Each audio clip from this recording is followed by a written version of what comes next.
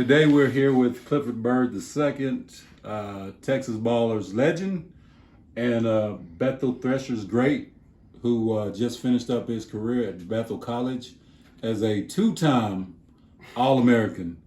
And we're so happy for Cliff and the way his career ended so far, but I got a feeling it may not be over beyond college. So we are definitely going to keep up with him on as he continues his journey on this basketball thing. And let's welcome Cliff. How you doing today, Cliff? I'm doing good, Coach. Well, good, Cliff. Hey, Cliff, we've been involved in your career for how many years now? I mean, with the Texas Ballers when you first started out? Probably like six, seven. But So you started playing with the Texas Ballers when you were what grade? Seventh grade. Seventh grade?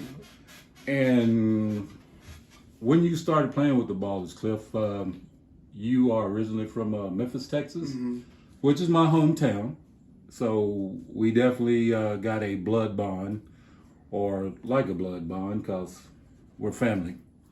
And Cliff made the journey to the Dallas area because he's wanting something a little bit more. So we had a organization called the Texas Ballers, and Cliff joined us when he was about seventh grade and had an unbelievable career while he was with the Ballers, and then went on to play college ball. So Cliff, let's kind of talk a little bit about that and tell us all about that story, because it's an incredible journey for you, young man. Oh yeah, it was probably one of the best stories I have. I mean, starting in seventh grade, I didn't know what AAU ball was at all. It was just nothing but local leagues around Memphis, and it was competitive, but I was a little bit more advanced than anybody in my area. So when Mama got a hold of you, she knew that you do this kind of stuff, and I didn't know what to expect, going to this thing. I knew that I was going to Dallas, Texas. That's all that mattered. I was going to a big city.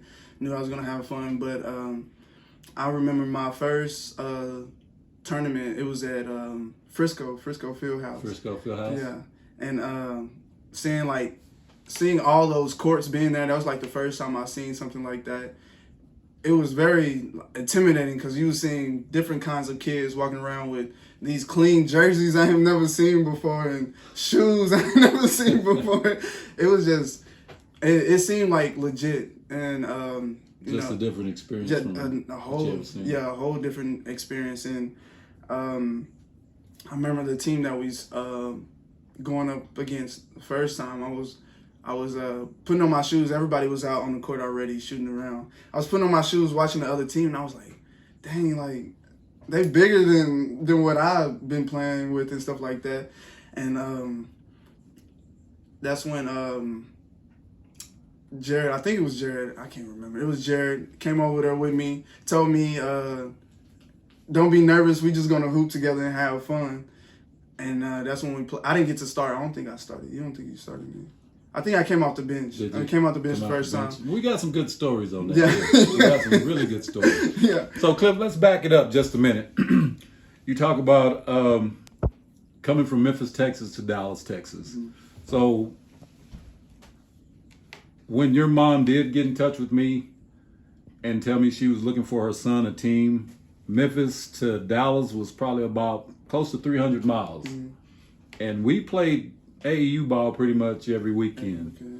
Now, to myself, I was like, yeah, how's this kid gonna get from Memphis to Dallas on every weekend? But we invited him up, and I had heard a little bit about Cliff, but seeing was believing, even in seventh grade once he started playing with us. It took about 5 minutes on the court to tell that this kid was something special and something different. So Cliff, from 7th grade to 12th grade, played with us.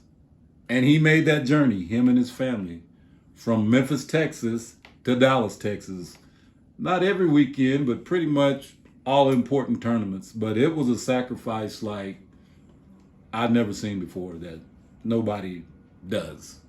But that's just the determination that his family had for him to be successful and see something different, and what Cliff had for himself. So that was an unbelievable journey, and you know, it was a lot of praying and a lot of good times and hard times, but through it all, you know, even up to Cliff probably 11th grade year, 12th grade, you know, we still didn't know where he was going.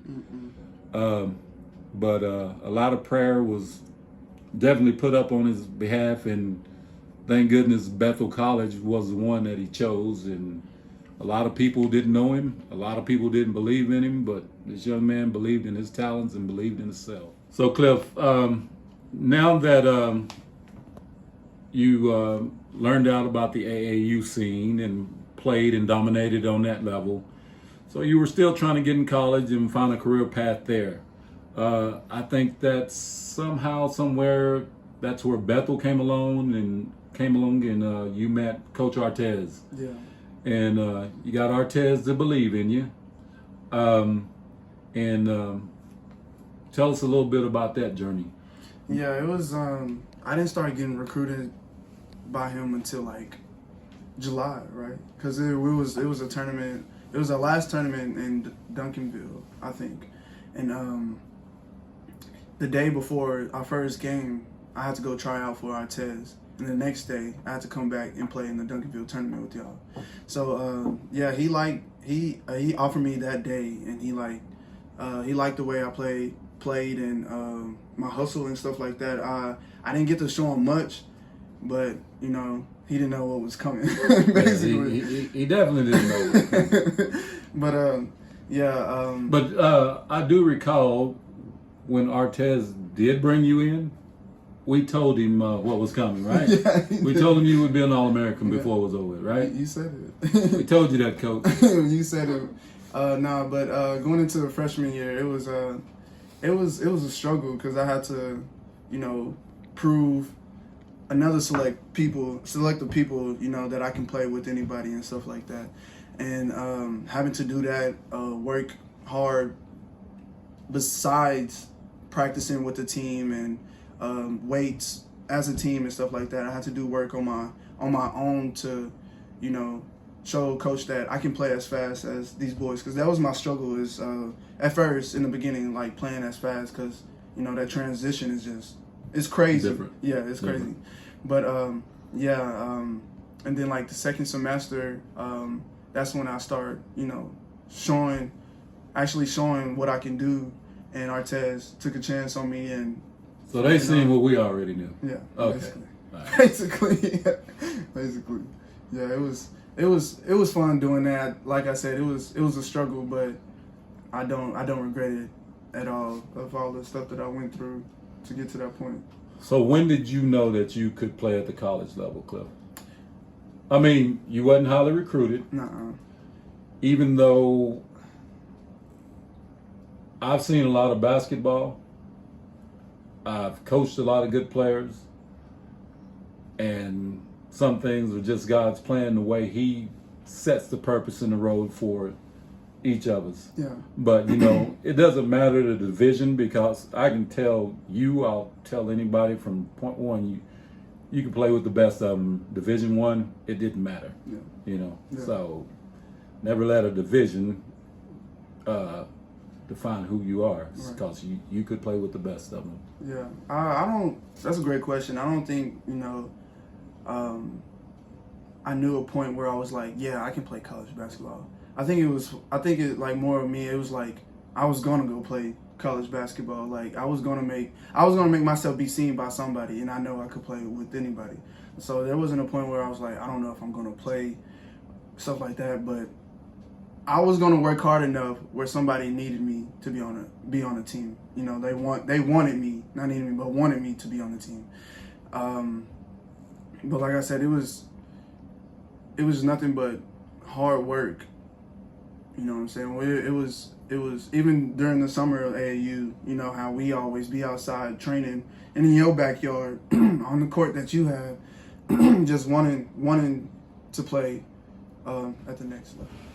So Cliff, let's talk about your career at Bethel.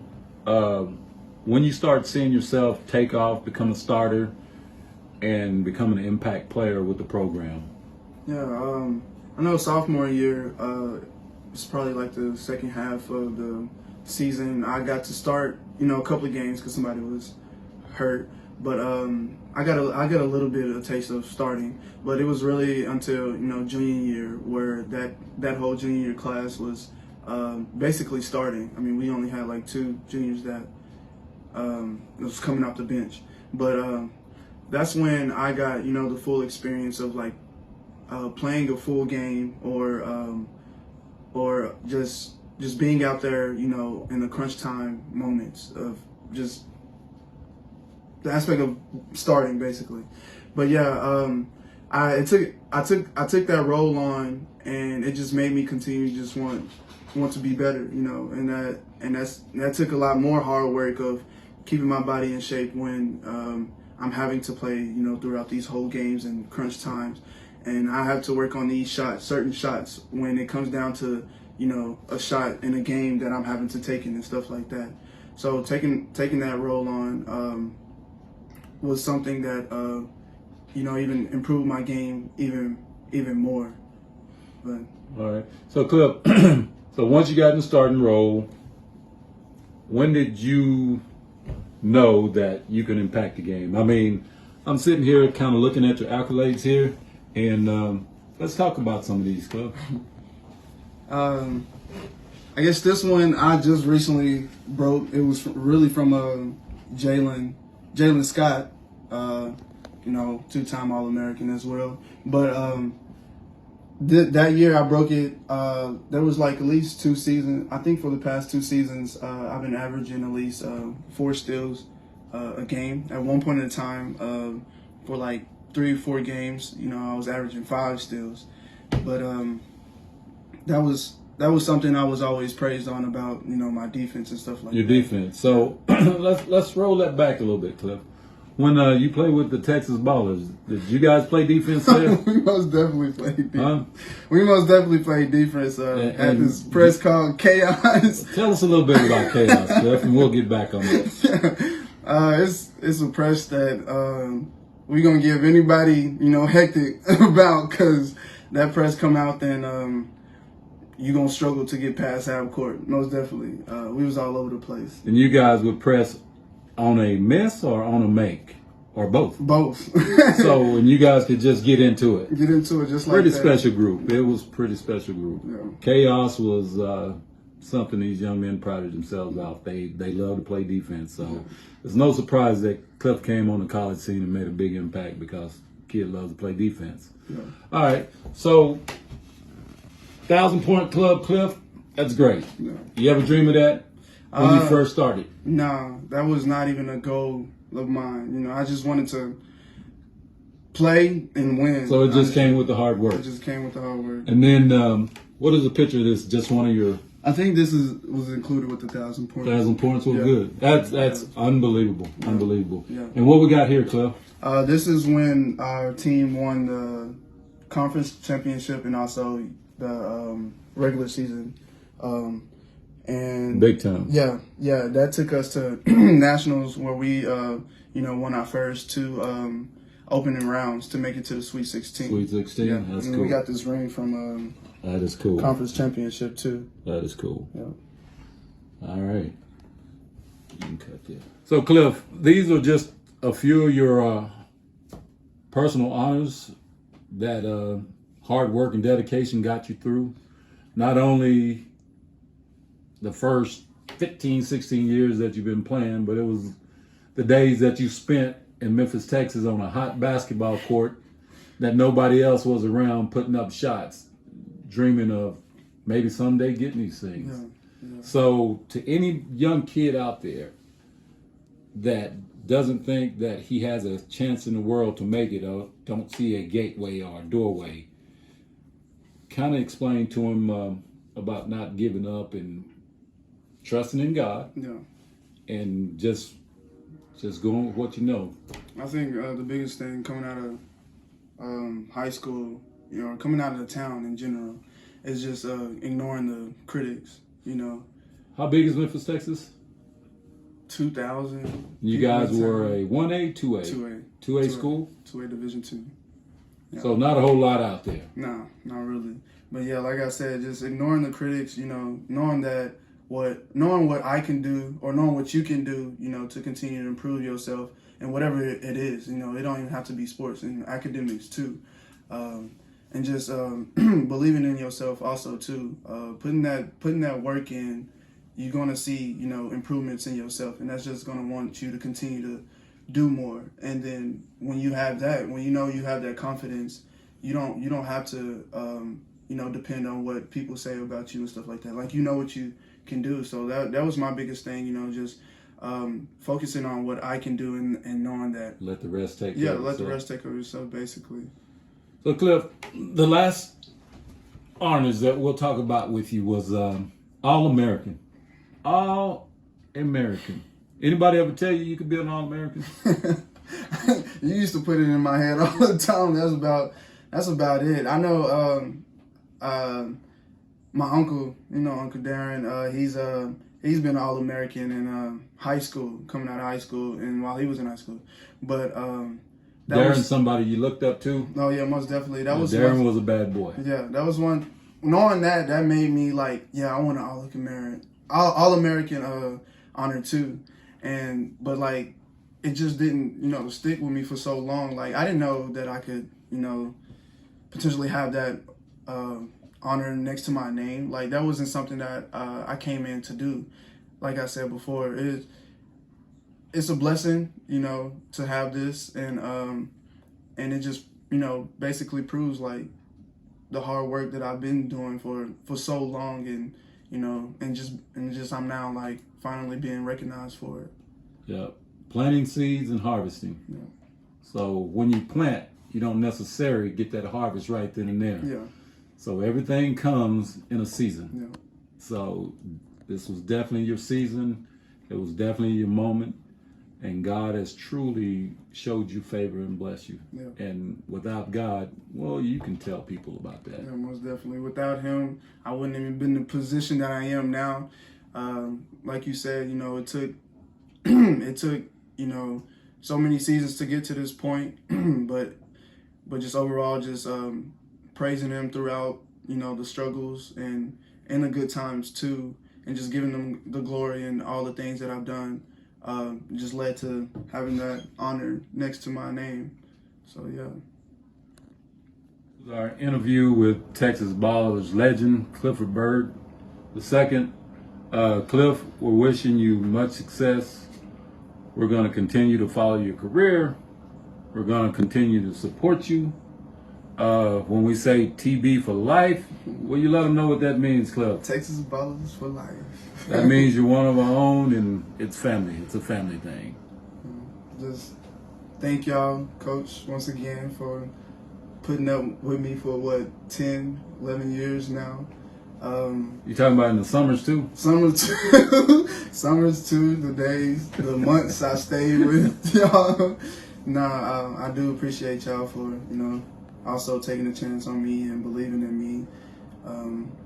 As like y'all did with my family who supported me, especially my parents who sacrificed so much for me to get to this point in my life, and also the people that's here at Bethel that's always gonna have that I'm always gonna have that bond with, and people that I know are gonna be with me by my side for the rest of my life.